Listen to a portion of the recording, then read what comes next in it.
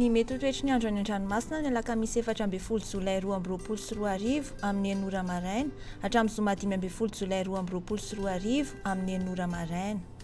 Ety ampiandohana dia ampahafantarina hatrany isika fa mbola manan-kera ny fampitandremana mahakasika ny ahavon'ny alin-drano ho an'ny morontsiraka avaratra Atsinanana, ko entanina hatrany isika hanaraka ireo toromarika omeny manam-pahefaniny fotony mba hisorohana ny loza. Ho an'ny morontsiraka Atsinanana, Cap d'Ombre hatrany Cap Est. Omaina amin'ny ankapobeny, ho avy atsimo Atsinanana ny rivotra ka ho 20 hatramin'ny 40 km isan'ora, hahatratra 50 km isan'ora indraindray manakaiky any Cap d'Ombre, anonja be ny ranomasina, ahavon'ny onja 2 hatramin'ny 2,10 metatra.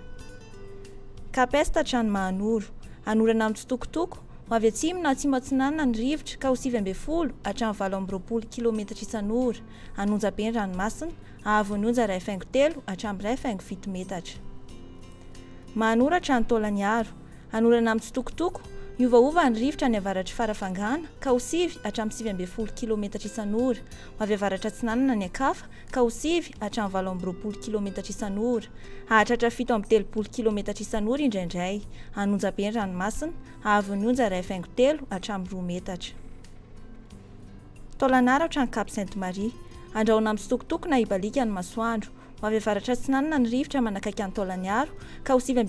hatramin'ny 17 km isan'ora, iovaova ny ankafa ka ho 7 hatramin'ny 7 km isan'ora, anonja be ny ranomasina, ahery indraindray ny faran'ny fe-potoana noho ny alin-drano avy antsimo andrefana,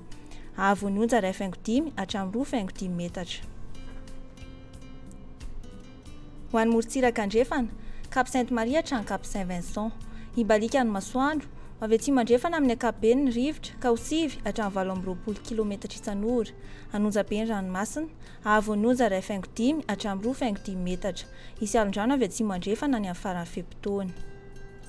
Cap Saint-Vincent hatrany Cap Saint-André, hibalika ny masoandro, ho avy atsimo amin'ny ankapobeny ny rivotra ka ho 7 hatramin'ny 20 km isan'ora, adiny-panonja na anonja be ny ranomasina, ahavon'ny onja 8,4 hatramin'ny 2,4 metatra.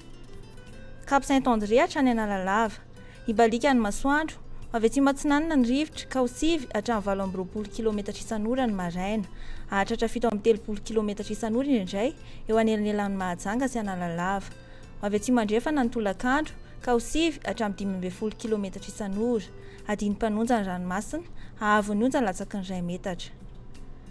Analalava hatrany Cap d'Ombre, andrahoana amin'ny tsitokotoko na hibalika ny masoandro, ho avy atsimo Atsinanana ny rivotra ka ho 20 hatramin'ny 40 km isan'ora manakaiky any Cap d'Ombre, iovaova kosa ny ankafa ka ho 7 hatramin'ny 20 km isan'ora, adiny-panonja ny ranomasina, ahavon'ny onja latsaky ny 2 metatra, anonja be amin'ny tendrony avaratra.